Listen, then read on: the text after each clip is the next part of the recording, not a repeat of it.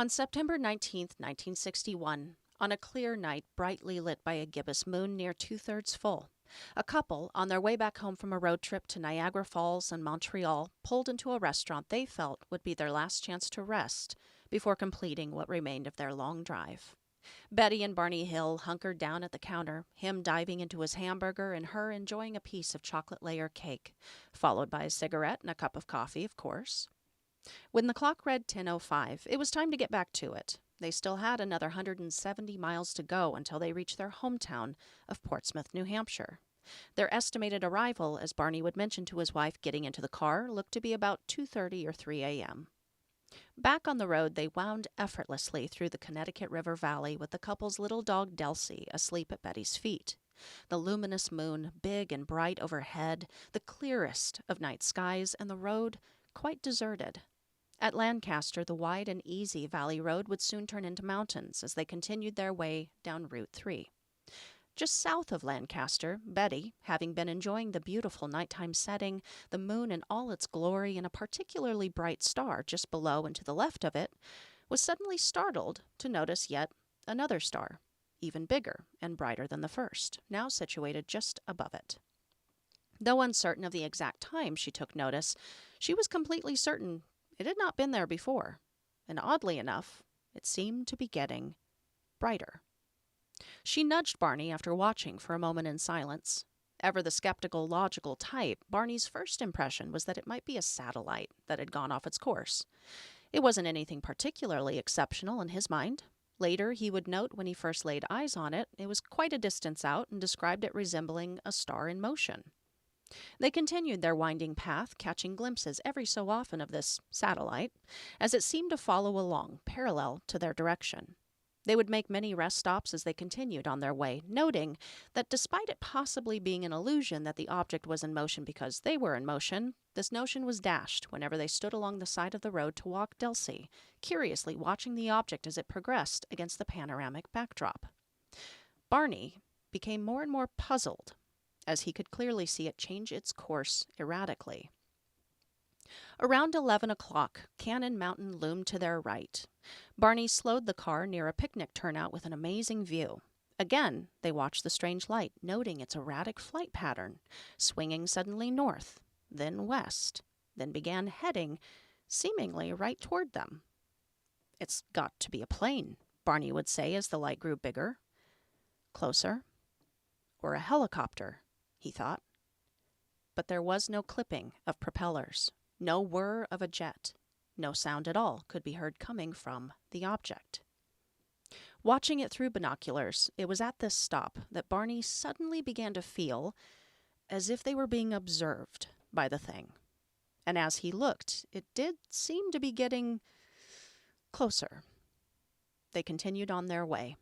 As they passed around the base of the mountain, there was a quick reprieve as the object disappeared behind the behemoth. But once on the other side of it, the thing was even closer, and low enough now to the ground to flit and glint behind the dense trees that ran parallel to the road as the now very big light seemed to continue running parallel to their moving car. With the naked eye, it appeared to Betty as a streak of light. But when she put the binoculars to her eyes, peering at it from the passenger window, she could clearly see a double row of blue-white illuminated windows. And this thing was enormous. She watched as a red light came out on its left side, followed by a red light on its right. It was now no more than 200 feet in the air, much closer. Upon Betty's insistence that her husband stop and take a look at this thing, he finally did, taking the binoculars from her. With the car still running, he got out and pointed the glasses in its direction, and he could clearly see the object had swung toward them and now hovered silently no more than a city block away, right at treetop level. His eyes might have been deceiving him, because what he saw looked like a large, glowing pancake. So he stepped around the car and looked again. "Do you see it? Do you see it?" Betty called from the car. "It's just a plane or something," he snapped at her, stepping even closer to look yet again. And as he did, the gigantic, pancakey object swung in a silent arc across the road and stopped not more than 100 feet from him. Barney stared up at the now clearly obvious rows of windows. He couldn't explain what compelled him to do it, but he then crossed the road, stepped into the adjacent field, and began walking directly toward it, as the enormous disc dipped at an angle toward him. Barney continued his forward motion across the field as the craft dropped closer to the ground. He stopped 50 feet from it and put the binoculars to his eyes one last time. And I can only imagine the feeling of his very soul yeeting itself from his body as he peered up at a bunch of figures watching him from the windows. The next part should come as no surprise. Barney then proceeded to bound back across the field like a gazelle, screaming the whole way. He threw his binoculars in the car, threw himself in the car, and began driving like a hysterical bat out of hell, yelling at Betty that they were about to be captured. Though Betty continued sticking her head out the window, reporting that she was seeing nothing at all, Barney was certain the craft had pulled above them. They continued checking, seeing nothing but darkness around them as he tore down the road. Suddenly, a strange beeping could be heard coming from the rear of the car, as both occupants felt a penetrating vibration through their car and bodies. "What is that noise?" Barney would ask. "I don't know," Betty would answer. 2 hours later, they came to full awareness without a clue as to what had just happened, or how they had arrived 35 miles south of where they had encountered that strange sky pancake. It would be years before they finally would understand the extent of those 2 missing hours and realize that they had been abducted by aliens. Welcome back to the Paranormal Girl podcast. I am your host, Kristen. According to an article published in 2021 by Pew Research Center, about 65% of Americans are favorable to the belief that there is intelligent life existing on other planets. Cool. Out of 10,417 U.S. adults surveyed, 51% said that UFOs reported by people in the military are likely evidence of intelligent life outside Earth, compared with 40% who said they are probably evidence, and 11% who said yes, they are definitely evidence of extraterrestrial life. Here in the West, most of us are probably going to be familiar with the concept of alien abduction as a concept, because most of us have not claimed to have ever been abducted by aliens. But a good amount has. Though the abduction phenomenon is commonly reported in the West and in English-speaking countries, despite what some people have thought or been taught, this is a worldwide phenomenon. In an interview with John E. Mack in 1996 with PBS-produced Nova Online, he says he'd been looking at how this phenomenon manifests in indigenous people, adding that tribes like the Cherokee and the Hopi know what we call aliens as the Star People. He'd researched the phenomenon in South Africa, and in an interview with a leading South African Sangoma, referred to these beings as Mandingas.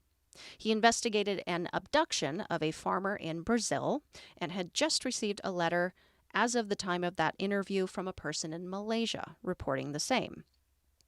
And I will add my thoughts to that. Perhaps we are not as familiar with the larger scope of this, the worldwide scope of this phenomenon, because maybe similar to what we learned in the history episode, abduction experiences in other cultures or other time periods might simply have been going by different terms. We wouldn't think of that as the same thing because they're being labeled as something else. No matter what people are calling it, though, as with so many other cases of encounters across the paranormal world, such as with shadow people and poltergeist activity, black-eyed children, near-death experiences, there is an interesting pattern that forms in the occurrence itself. A storyline. Most alien abduction stories share a lot of details, and they spell out a pretty recognizable narrative. And this is significant when we consider it is happening across the world by people who don't know each other, people who don't know much about the UFO phenomenon, maybe never had an interest in it before, by people who, by all accounts, would be considered grounded, mentally stable, average, everyday folk. And it's reported by people with quite a bit to lose. So from upper class to lower class, from the very young to the very old, all genders, all skin tones, every corner of the planet. There are no outliers here. It seems anyone can be a candidate for alien abduction, such as an interracial couple from New Hampshire. One was super skeptical, super logical, and the other a bit more friendly to the concept, but really was only familiar with the concept of UFOs due to a family member's sighting and interest. One was a social worker, one was a postal worker, both very normal, average, sane people who were just on a last-minute vacation. Neither were expecting to be abducted, neither was looking for that to happen, and neither wanted their story out there in the public sphere in the aftermath of when it happened, but unfortunately had to take steps for damage control, just to ensure that their story was told accurately in the way that it actually took place. Before we get too much further, support for this episode is brought to you by Manscaped. Our friends at Manscaped are now selling beard products. The leaders in men's below-the-waist grooming are once again revolutionizing the men's hygiene game with the new Beard Hedger Pro Kit. Say goodbye to your stubble trouble and tame his mane. Save 20% off and free shipping by going to manscaped.com and using code PNG. Knowing that I was recording today and knowing that I was planning on talking about the beard oil that is included in the Beard Hedger Pro Kit, Lee came to me last night and he said, you got to tell him, remind him to brush it through. I said, I already did that. I did that last week. And he said, do it again. It's that important. And then he threw his nose in the air and sashayed away. So yes, guys, look, give each and every one of your little whiskers some one-on-one quality time. Okay, my dudes, be like Lee. Brush it through. The beard oil is nutrient-rich and helps to increase your natural shine and restore moisture to the skin underneath. It is infused with sweet almond and jojoba seed oil. It's good stuff. Lee is really enjoying using it. And if you have been wanting to try something like this, but maybe you are sensitive to very strong scents, this might be a good choice for you. The scent is very, very subtle. You can slightly smell the almond and the jojoba, but it's very nice. It's very nice. But don't take my word for it. Don't do that. Try it for yourself and get 20% off and free shipping when you use code PNG at manscaped.com. That is 20% off with free shipping at manscaped.com by using code PNG. Try the oil. Heck, try the whole kit for yourself. It's bomb, dudes. Manscaped Beard Hedger. 1 stroke, 1 guard, 20 lengths. The following is from a paper titled Kidnapped by an Alien: Tales of UFO Abductions. It was published by the Institute of General Semantics and written by Joyce Bynum in 1993. And though it is 30 years old now, it would seem that the info that is included in it, for the most part, still holds water compared to the modern-day reports. Most stories of abduction contain one or more of the following aspects: capture, examination, conference, tour, otherworldly journey, theophany, or encounter with a divine being, return, and the aftermath, with capture and examination being the most common to occur.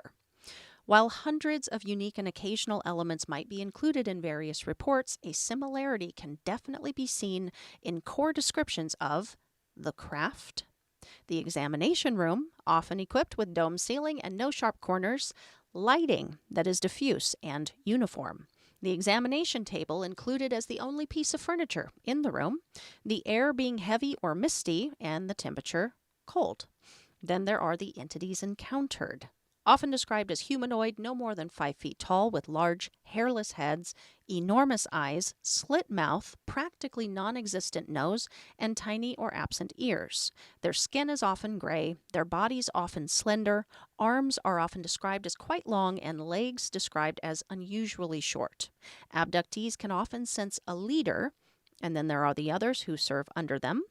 Most of the time, these beings show no emotion, though capable of it, and abductees report communicating with them via telepathy.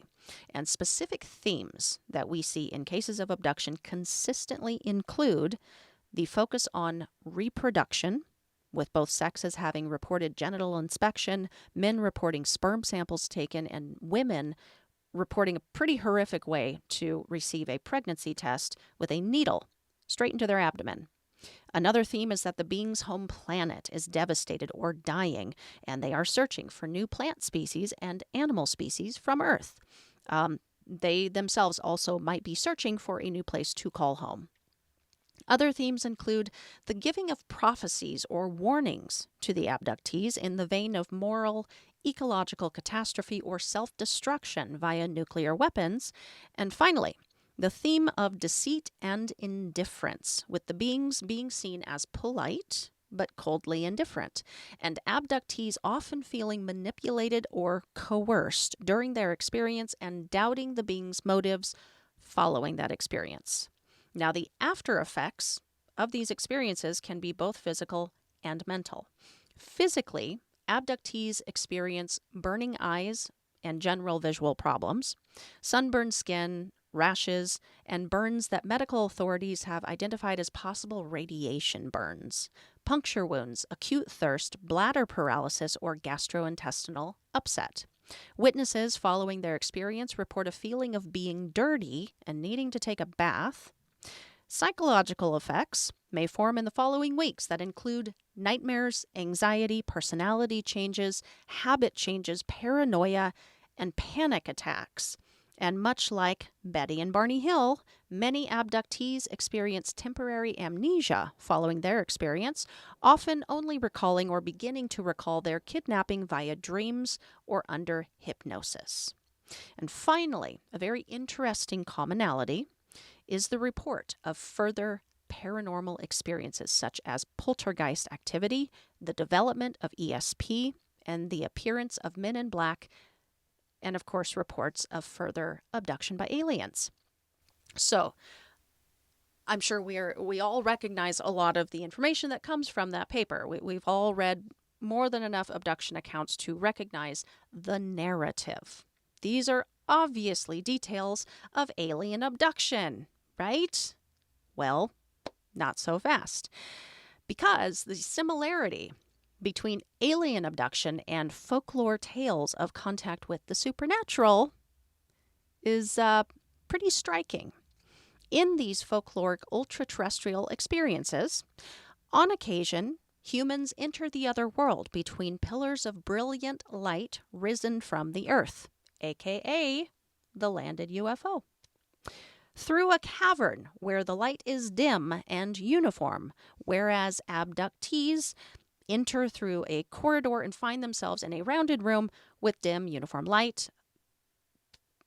Yeah, pretty similar. The beings of folklore who reside in the other world, such as Celtic fairies and German dwarves, have some pretty striking physical similarities to the extraterrestrial being, too. Usually humanoid, shorter than humans, large heads and piercing eyes. Some fairies can float through the air and possess other supernatural traits, and this was nodded at with the theme of deception and indifference, but alien encounters have often been reported to have an element of trickster ET. Same can be said of fairies, regularly using deception in their bag of tricks. And I believe the same can be said of leprechaun folklore as well. In both instances, we see examples of the being kidnapping the victim, often from their home. They both use disorientation and paralysis to abduct. The abductee in both cases experiences a slower passage of time compared to the passage of time on Earth while they are away, like what Jason Cordova was saying in our recent conversation together. He was telling the story about the woman who went to the other world to visit the fairies, and she thought she was only gone for a couple of days. Upon her return, years had passed. According to the folklore, visitors returning from the fairies' land may come back with abilities in ESP. They may also come back sporting psychological issues or physical injuries. So, a ton of similarities. Too many to be a coincidence? At this point, I'm wondering if we might not be dealing with anything physical in the slightest, Like, unlike its UFO counterpart, this does seem a bit more incorporeal and mystical. And John E. Mack, who was a well-known, highly respected psychiatrist, he would agree, I believe. He published over 150 scientific articles. He won a Pulitzer Prize.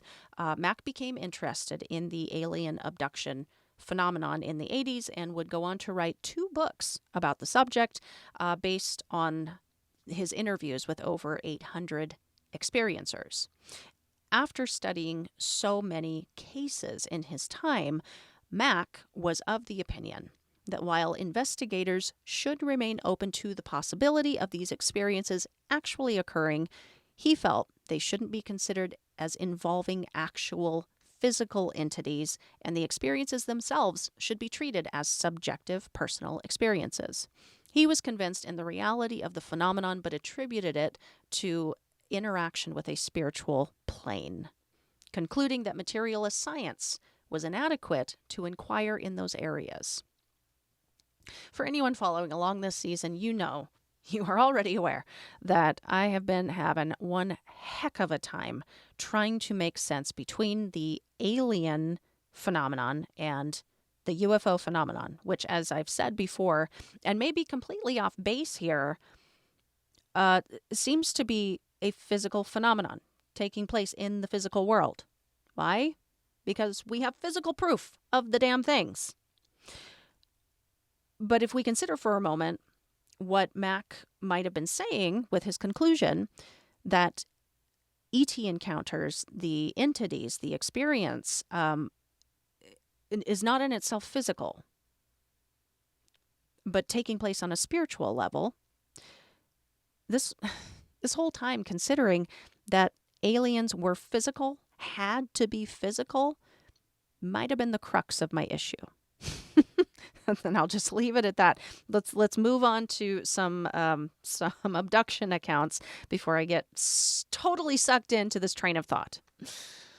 After a long day of chopping wood in northeastern Arizona, Mike Rogers, Alan Dallas, John Goulet, Ken Peterson, Dwayne Smith, Steve Pierce, and Travis Walton bumped and swayed in their seats as they drove along a logging road in an old pickup truck on their way home for the evening.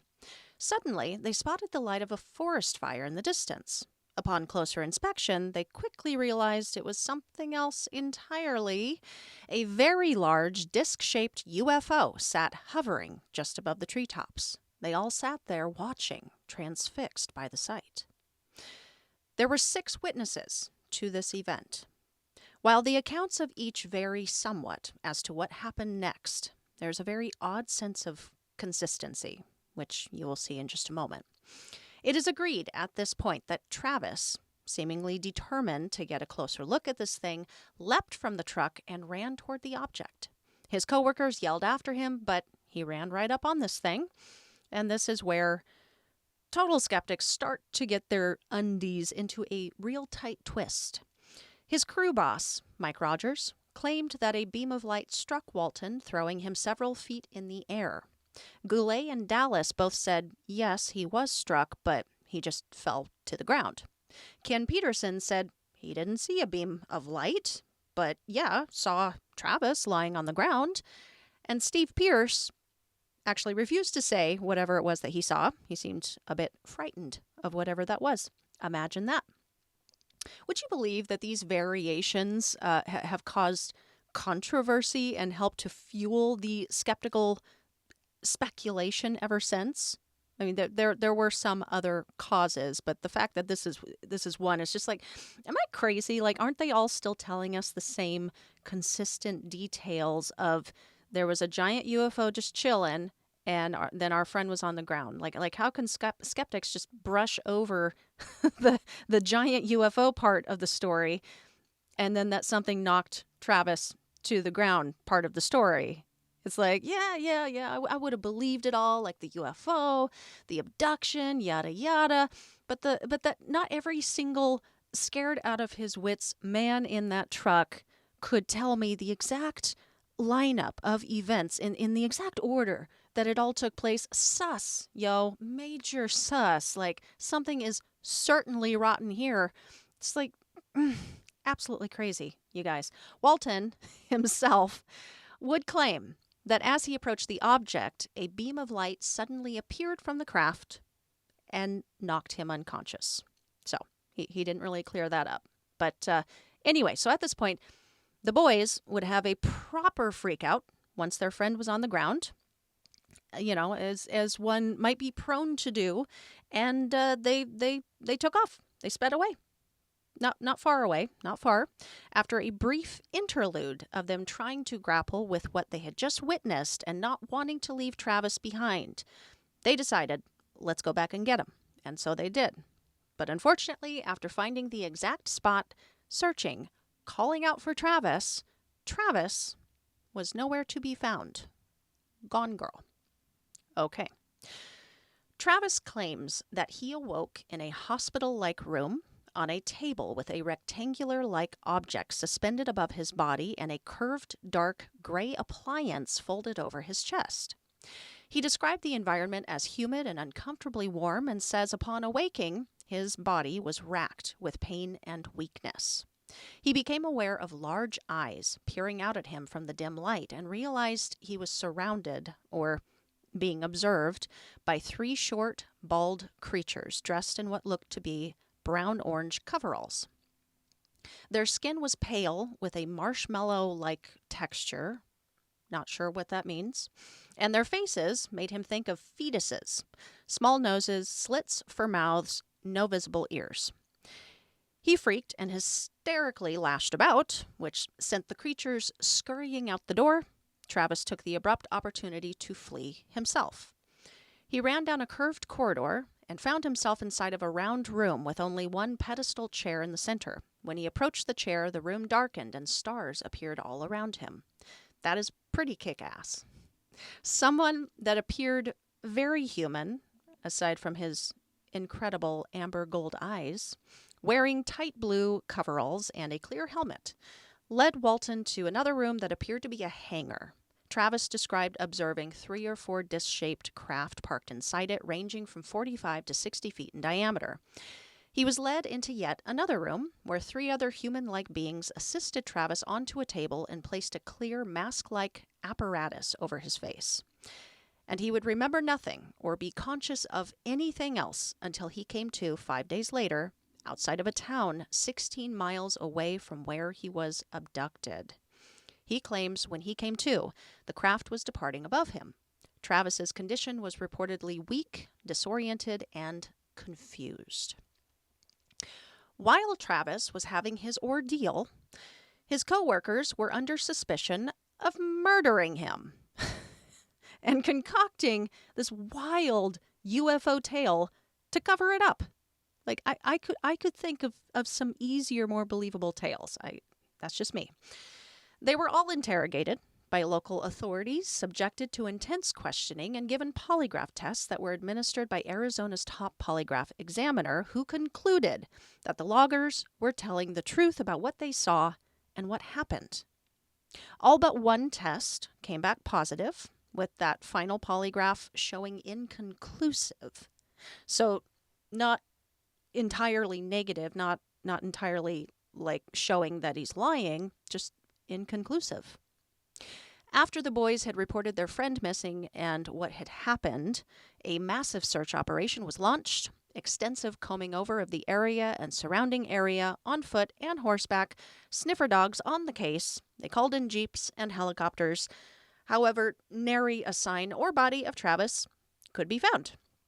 But of course, as we know, he would reappear 5 days later on November 10th, 1975, with one hell of a story to tell. Once Travis was back, he wanted medical tests, and a confidential house call with 2 physicians was arranged who performed a thorough physical exam and sent his urine sample off for testing. They determined that Travis wasn't suffering from any major physical injuries, but was dehydrated, incredibly distressed, and had lost almost 14 pounds since he went missing. They also found what looked to be a 3-day-old puncture wound on the inside of his right elbow. Travis has taken several polygraphs since his experience, all of which he has passed. And that inconclusive test from before was taken by Alan Dallas, who in 1993 retook the polygraph and passed with flying colors. Travis still holds firm to this day that the story he told in 1975 is what happened to him. Okay, one more. A case that has long since been placed in MUFON's Great Significance category and has been extensively documented and investigated, and shares some interesting details with the other 2 cases that we covered today, while still remaining unique in some of its own details. It is a standout as far as standout cases go. The Alien Abductions. On the evening of August 26, 1976, 4 art students named Charlie Foltz, Chuck Rack, Jim Weiner, and Jack Weiner sat inside of a canoe on the Allagash waterway, just night fishing for trout and enjoying their time together so far out in the wilderness. They hadn't a clue, and would not have a clue for many years following this night, what was about to happen to them. The campfire made bonfire in order to more easily spot their campsite from where they now sat in the middle of Eagle Lake, burned brilliantly from the shoreline. A few gigantic logs, having been tossed onto the heap prior to departure, ensured a decent blaze for, at the very least, 2 to 3 hours. Now, my actor brain likes to paint a full picture for myself. I imagine these 4 buddies had just quieted after a laugh at some stupid joke, maybe another word here and there, somebody asking if anybody was getting anything. You getting anything? Any bites? No? Jim, how about you? Meh, slight tug. You know, I don't know. I don't know what was said, but I like the setup. So I imagine a calm quiet hushed over the group, over the canoe, over the smooth, dark surface of the lake, when the creepy feeling that they were being watched first came over Chuck Rack. I turned toward the direction from where I felt this and saw a large, bright sphere of colored light hovering motionless and soundless about 200 to 300 feet above the southeastern rim of the cove. Chuck yelled at the others to take a look. They watched as a huge, oval, glowing object rose above the trees. It was intensely bright with energy flowing through it and made up of 4 oscillating quadrants of bright-colored light. Charlie Foltz grabbed a flashlight and blinked it toward the object. As soon as he did, it seemed to respond. A beam of light shot out from it, hitting the water below. The object began moving toward the canoe, and the boys, suddenly terrified, began paddling frantically back toward their campsite. Unfortunately, paddling a canoe with 4 hysterical people, not knowing what's going on, not knowing what they are seeing, makes for a very slow trip, and the beam that was sweeping across the water quickly engulfed them. The next thing they knew, they were just reaching the shore and watching as the object moved away and shot into the night sky in a step-like motion, traveling and then disappearing and reappearing much further away until it was completely gone. What seemed like only minutes had passed since they first spotted the object left the boys dumbfounded when they stood around what remained of their blazing bonfire, staring down at nothing but deep, glowing red embers. Several years following their incident, one of the twins, Jim, had been receiving treatment following a head injury. However, during his treatment, Jim had begun having very strange nightmares that included himself and the other 4 from the camping trip all nude, in a strange place, surrounded by humanoid creatures. He was also having terrifying nighttime visions of strange-looking beings surrounding him in bed, feelings of levitation, and feeling that something was being done to him, specifically his genitals. When his doctor inquired as to why he seemed so overtired, Jim refused to tell him what was happening at first, until the doctor insisted that whatever it was affecting his treatment. So he spilled it. Luckily, Jim's physician was already familiar with the UFO phenomenon and recommended that he go talk to a UFO researcher. Though Jim was reluctant to do so, he would attend a lecture by Ray Fowler at a symposium in his area in 1988. He would end up telling Ray about the experiences he had been having and what he and his companions had experienced that night in 1976. This must have set off some alarm bells for Ray, because in January of the following year, he would initiate a formal investigation with MUFON UFO entity specialist and physicist David Webb and MUFON hypnosis consultant Anthony Constantino. Bringing all 4 witnesses into it, they were asked to complete MUFON UFO sighting forms, and they were extensively interrogated, given character checks to ensure all of their credibility, and all stories were cross-checked for consistency. Medical records, camping diaries, and photographs were collected and examined. Friends and relatives who had heard about their experience before were interviewed. The head forest ranger at the time of the incident was even located and interviewed. Psychological profile tests were administered, and each, of course, was subjected to polygraph tests. All of this documentation, testing, questioning, cross-referencing came back, indicating that the 4 experiencers were being honest and telling the truth about what happened that night on the Allagash Waterway. Under hypnosis, the cross-checked stories and experiences of all 4 contained the following information. They reported that they had all been transferred from the canoe into the UFO via the beam of light. Once on board, they encountered strange humanoid creatures. There seemed to be an element of mind control so that they were unable to resist what was being asked of them. They were made to take their clothes off and sit on a plastic-like bench in a misty area, illuminated by diffuse white light. Their eyes were examined, and their mouths were examined, both with a pencil-sized rod with a light on its tip. They were placed into harnesses and had their arms and legs flexed and extended. They were laid on tables where each was examined by strange handheld but also large machine-like instruments lowered over their bodies, and numerous samples were taken from each, including saliva, skin scrapings, blood, feces, urine, and sperm. They were then made to dress and taken to another room, which had a round opening on one of its walls. They were lined up and made to walk into the opening. They reported strange sensations overcoming and flowing through their bodies, and found themselves floating back down the beam of light into their canoe and placed in the exact seating positions they had been in when originally taken. Interestingly, during these hypnosis sessions, it was discovered that the twins had undergone bedtime visitations by alien creatures and had had many abduction experiences since early childhood. And of course, additional abduction experiences since the Allagash event. Following one of their adult abduction experiences, one of the twins, Jack, noticed a biopsy-like scoop mark above his ankle, which was located just above a scar left behind during an operation for an anomalous lump that had appeared overnight on Jack's leg. His doctor thought it was a cyst, but unable to drain it, referred him to a surgeon who removed it.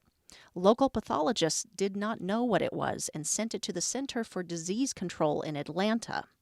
When Jack's medical records were checked later, he discovered that the sample had then been sent to military pathologists in D.C. to be analyzed. Attempts for further information about the sample were thwarted, as the surgeon would not cooperate with the inquiry. Now, learning these stories at this deeper level has really got me questioning some things. It's hard to know what to believe with a subject like this. But as far as believability goes, I wanted to mention, and maybe you noticed, all of the examples that I gave today were all shared experiences. Multiple people reporting damn near identical, if not exactly the same stories. And the polygraphs and the experiencers passing the polygraphs, those were so compelling to me. The polygraphs in the Walton case, in the Allagash case. Betty and Barney Hill, they faced their own series of polygraphs, and they passed. And they were both showing significant physiological reactions that indicated to the investigators that they were telling the truth. And I know that the polygraph is not the gold standard anymore. I know that. Police conducting interrogations and investigations, they don't use them anymore because it was found that some people are just fantastic liars and can deceive the polygraph machine. But there's still something to be said for 7 people total in the Walton case being able to pass the damn thing, telling the same story.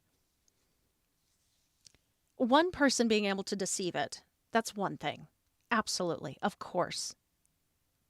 But like both Betty and Barney, all 4 of the guys at Allagash, all 7 in the Walton case, all of these people were just that good. I don't think so. No, I don't know. Maybe the machines were broken on all of these dates and in need of a tune-up. Who the heck knows? But yeah, it's got me questioning. Now, before we hit our final segment for the episode, I did have some honorable mentions I wanted to get in here. They will be very, very brief, I promise you. But I wanted to give a nod to some of the weirder, far out there cases that I came across. Because you know what? They are a part of this world too. So here they are, honorable mentions. World-class chess player and multimillionaire Kursan Ilumzhinov claimed in '97 he was abducted by aliens dressed in yellow spacesuits from his Moscow apartment. By the end of their encounter, they left him with the impression that chess had been introduced to humans by aliens.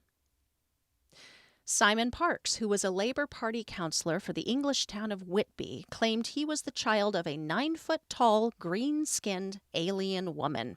There you go. There's your green skin. I found one. Someone he referred to as his real, more important mother. He says when he was 11, she picked him up and took him for a ride on her spaceship. And he also has an alien daughter named Zarka. One more. Herman Blount, who was a musician of over 200 albums and would become known as Sun Ra, claimed to have been taken to Saturn by aliens who helped him learn his ultimate purpose, to become a spirit guide to mankind. He was told that, though Earth was going downhill pretty quickly, he was going to help stop it. He would later claim that he was not actually a man, but an angel from Saturn. There you go. Now, if you enjoyed today's subject, you know, it excites you, it intrigues you, you just love a good alien abduction account. Maybe you actually think it would be cool to be abducted yourself.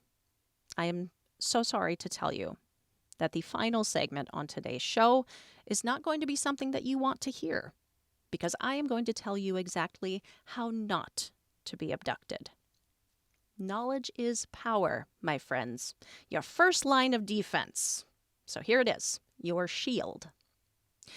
In 1988, Anne Druffel, a UFO researcher for 40 years at that point, wrote a book called How to Defend Yourself Against Alien Abduction. Using a database of over 250 case studies, she ascertained 9 techniques from cases deemed resistors that can be used to ward off alien entities or stop an abduction in progress in its tracks. The techniques are as follows.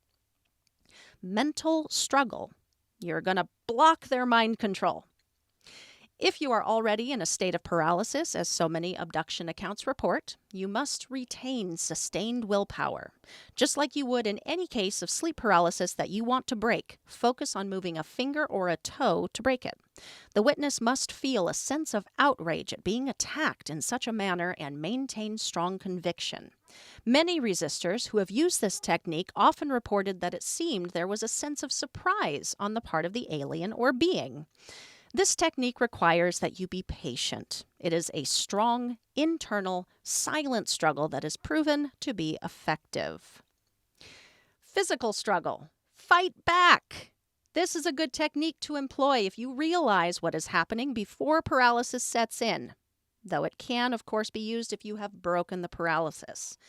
It is a strong, natural instinct to resist an attacker physically. You must be self-confident that you can fend off your attacker and retain a strong sense of violation as to what they are doing. She mentions that anger can be a valuable substitute if you do not feel confident in the moment. Also, getting a hand on the nearest weapon as soon as possible can be crucial to your physical defense. Righteous anger. You have inviolate rights, damn it. Get angry about them being violated.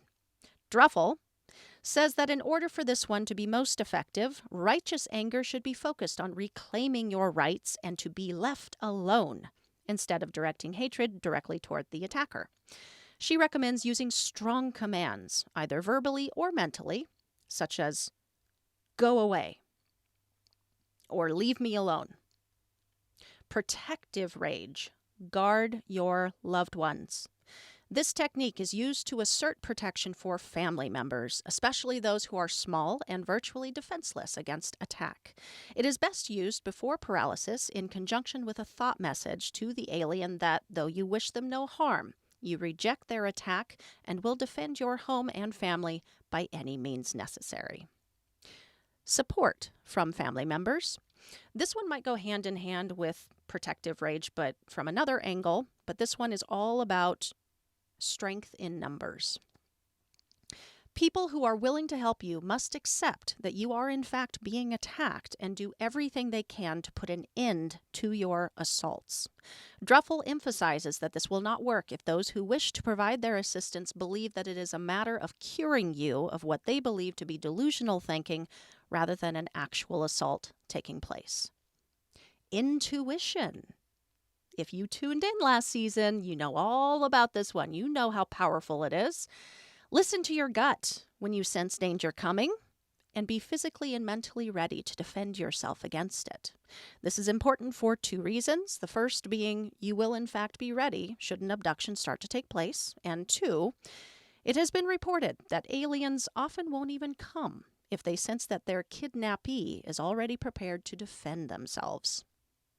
Metaphysical methods. Create a personal energetic shield. Visualization is key with this one. Imagine a bright white light flowing down through the top of your head all the way through you and extending a few inches out away from your body. Supposedly, the white light acts as a psychic shield and is a very effective alien deterrent. I had no idea. Appeal to spiritual personages.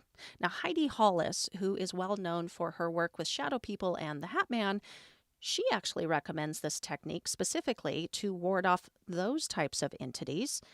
Should you encounter them, she says it works. I wonder, if it affects them the same way in this circumstance. This technique is simple. Pray. Depending on your belief set, you can pray to guardian angels, Jesus, Mary, saints, your departed loved ones, or any other ethereal being that you look to for guidance and protection. And the final technique, repellents. Think along the lines of any substance or object that you would use in the case of demonic possession. You can use crucifixes, holy water, holy metals, crosses, herbs, oils, salt, and magnets. And I think if you have another object with some significant protective importance to you, I personally would think that you could use that. I don't know. I guess I need to read her book in full at length to make sure before I give you bad advice. But that's what I would do, push comes to shove. And look, if any of these techniques fail you, if you are being picked up every Friday night, you can't stop it, you don't want it, you don't like it, you just need some way to take back control. There is one final last resort for you, and it may not make it right, but it is something. Join me in the final note to hear all about that. Before we get to our final note, let's tune in for our monthly check-in with paranormal investigator Jason Fife. I had a client, and they reached out to me about investigating. And this is someone that I know that I've known for a while, but I never, never considered or thought that they, had questions. They've done it for a while and stuff, and they reached out to me, and basically was they really, really felt like something possibly was attached to them or followed them home from an investigation. And then, so we were talking with some, we started on in square one, and I was like, did you close yourself, when you got ready to leave the property? Did you, go outside, shut the door, say nothing can follow me home, and stuff like that. And I was like, so, and then when you got home, and I know this may sound weird to some people, but I've seen crazier stuff. But as soon as you get home, take off all the clothes, stuff you had on, put them in a bag, tie it up, leave it outside, go change, shower, whatever you need to do, and then take those clothes and put them straight in the washing machine. And because that way, if the paranormal can attach to you or spirits can attach to you, they can attach to your clothes, your electronic devices. I mean, anything out there. So we discussed that for a while, and they were like, "No, they're still in my hamper." And I'm like, okay, well, let's, just take them into the laundry room, wash them, and then let me know what happens, after that. And they were like, "You're crazy. You're just out of your mind." And I'm like, "It's possible, but." And they went and did their laundry, washed their clothes. And this is like a week later, so they've dealt with stuff for a week.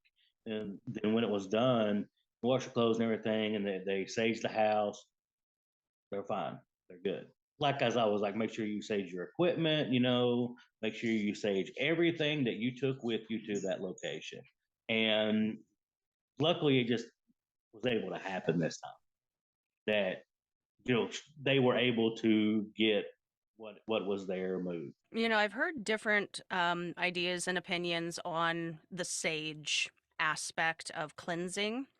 Right. And like I've heard them go so far as to say, no, no, no, you have to use certain types of sage. Only use or only use cedar or blah blah blah. Sage doesn't do anything. Like, what do you have a recommendation if somebody is like, you know what, I want to try this. What does it hurt? What do I use? That is a big battle, big debate, big battle because everybody's particular. This sage is for this and this sage is for this. But truly, I mean, just plain white sage is will work. I mean, it doesn't matter, in my opinion, what it is, as long as you're doing it with the best intentions. Okay, well, what you just said, that whole process of like, be sure to close the door and be sure to wash your clothes and blah, all of that, that's quite a big process. I had no idea that you needed to do all of these things. I was in my mind, I've only been on two ghost investigations before, but I was just like, yeah, just, say a little prayer at the beginning and you're fine. You're good. But Right. not necessarily, because now Not, here we not have case in point. necessarily, because yeah, because especially it depends on like what you're going to, where you're at. Like if it's even if you're just going to hang out, at a supposedly haunted place.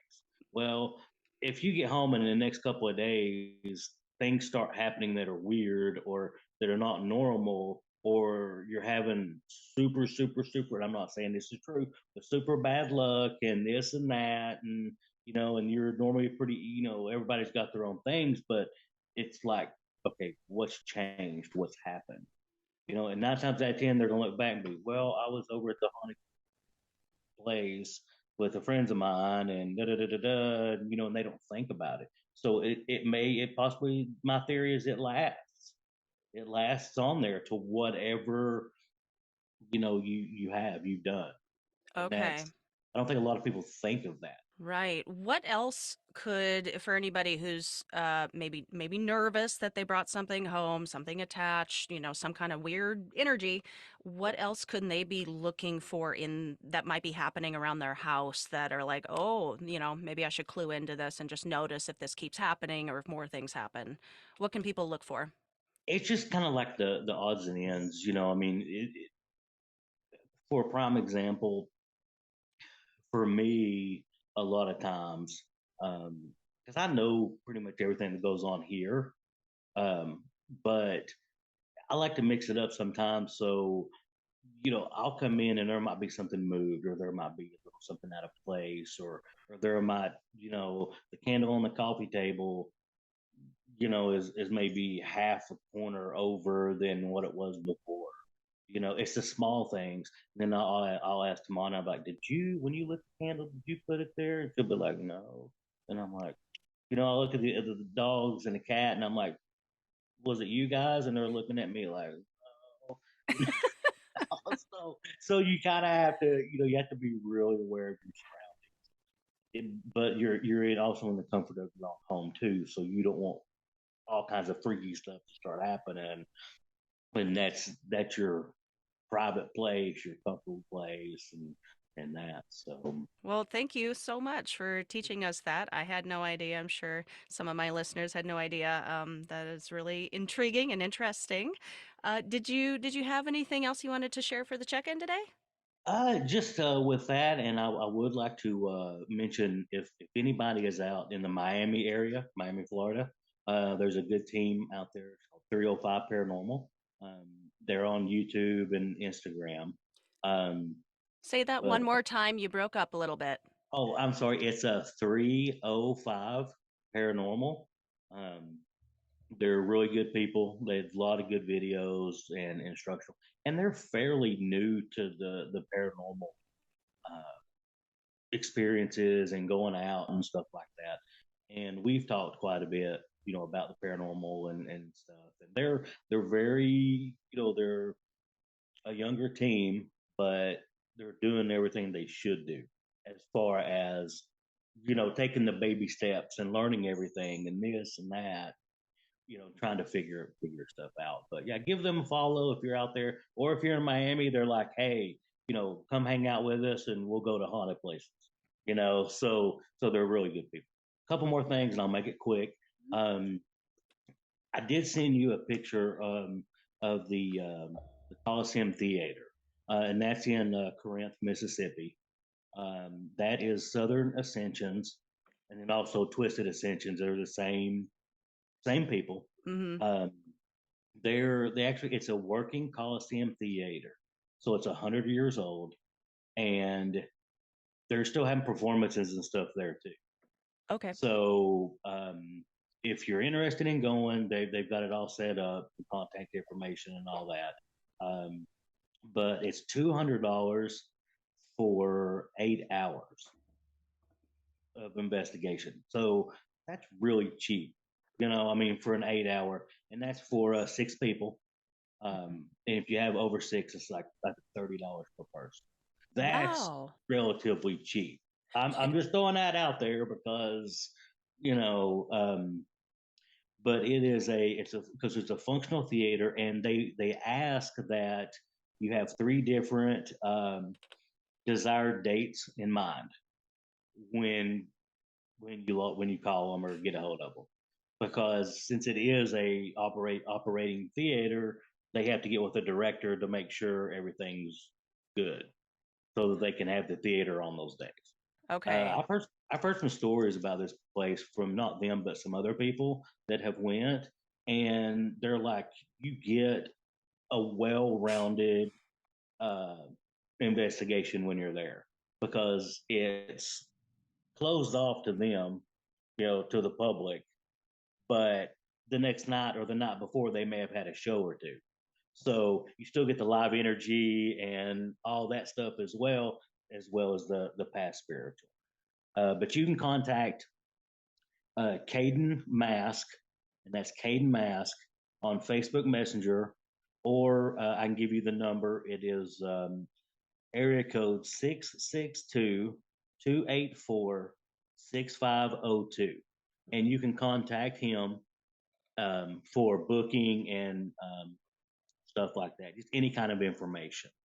And do you happen to like, do they take multiple groups at a time, or once they book you, you have it? It's Yeah, you have it. Like you can do a private investigation, which is the $200, and that's for 8 hours. So once you book it, then it's yours for the 8 hours. And they're always there to help or you know investigate with you if you want them to. I mean, it's so they're always there for the support.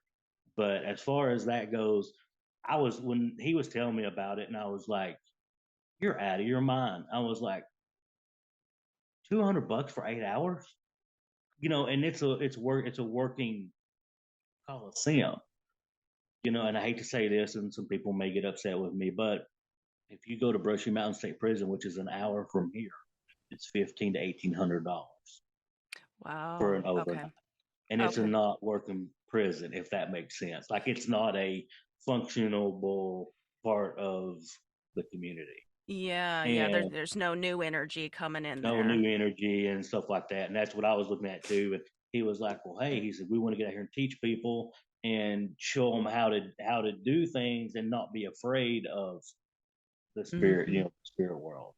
What a great venue, a great location to choose to do something like that, to offer that, even though it is still running live. So they are making their money for their shows, but just to do Right, this and kind of help paranormal investigators out on the side, the price difference, that gap, I'm sure you right, see that everywhere.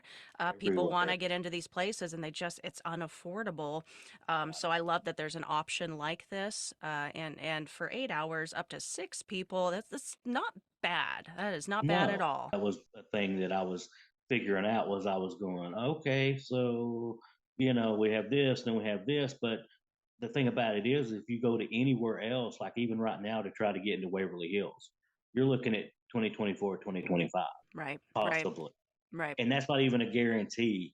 And, then I'm trying to find places like this that are untapped paranormal wise. Mhm. And, you get the opportunity to go, to do it. So, and it's affordable. So, Yeah, yeah, and my only other thought on that was, I come from an acting background. I personally can tell you there is an energy in any theater you walk into. It is just palpable, make the hair stand up straight on your head.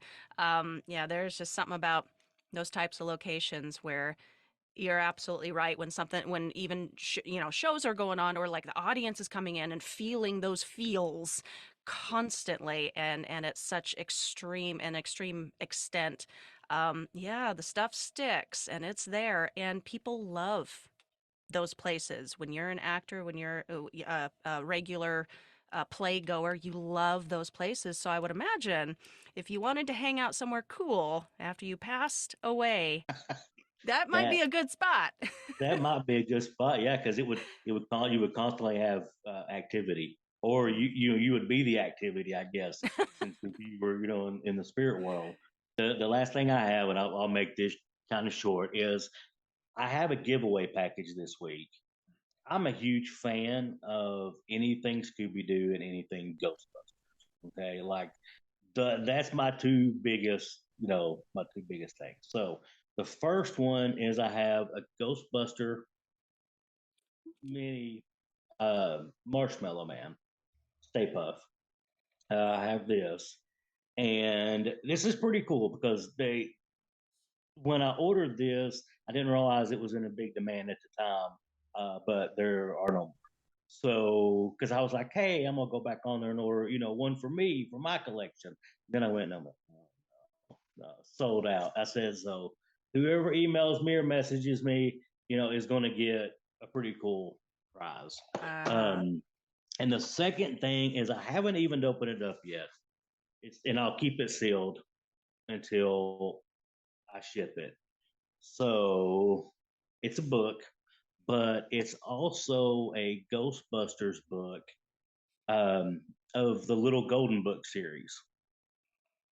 So it's classic print and it's Ghostbusters. So send me a message on my email or any of my sites and hit me up if you're interested in this or if you want it. And like I said, it's free. I'm sending this out to a listener, so it's not a gimmick or anything like that. Like you message me and you let me know, then it will be sent out to you. so that giveaway, is it two separate giveaways or they both come together?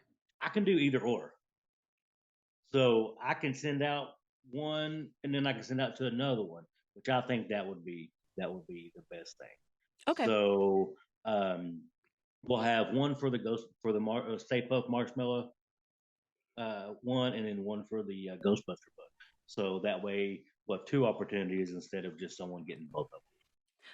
That sounds awesome. So we actually have two giveaways this check-in.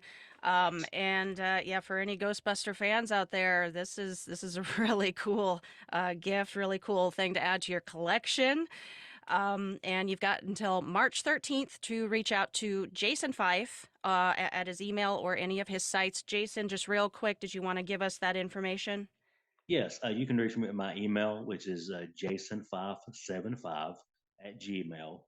You can reach me on Facebook, which is Jason Five. You can reach me on the Lost Souls Paranormal, the detectives on Facebook, the Knoxville Paranormal Society, and on my Instagram at jason.5.75. Any of those platforms you can reach me on.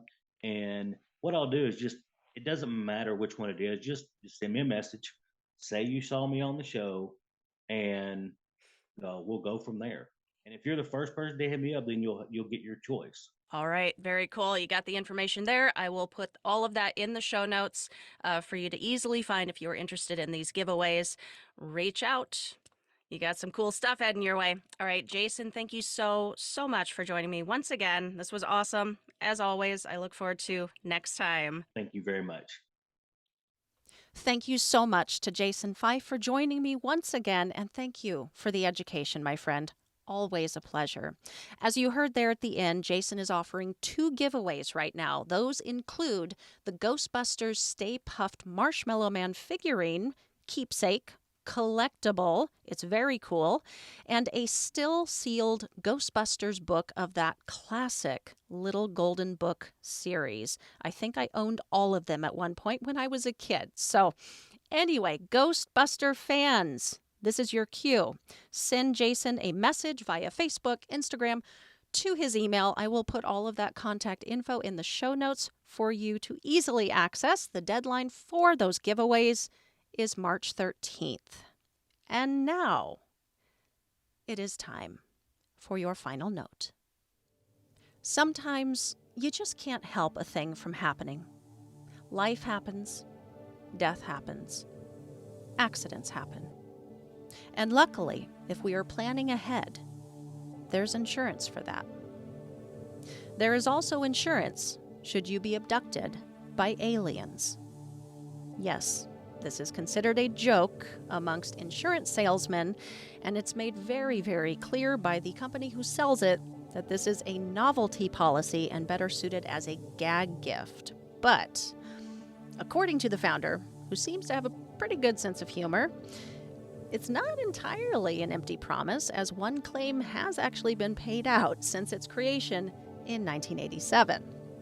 It is offered by the St. Lawrence Agency in Florida and protects you in the event that you are kidnapped by aliens. This policy offers $10 million in coverage in the event of abduction and is good for life.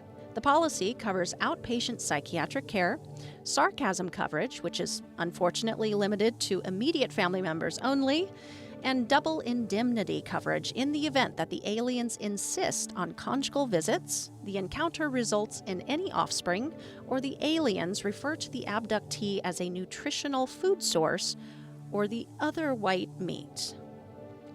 So, how do you file a claim? You must provide proof of the abduction via a signature from your abductor on the properly completed form.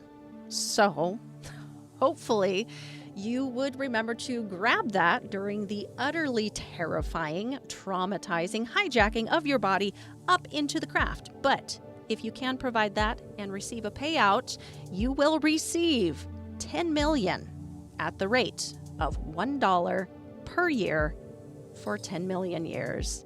I really hope you guys enjoyed today's show. Please rate and review if you are digging it, homies.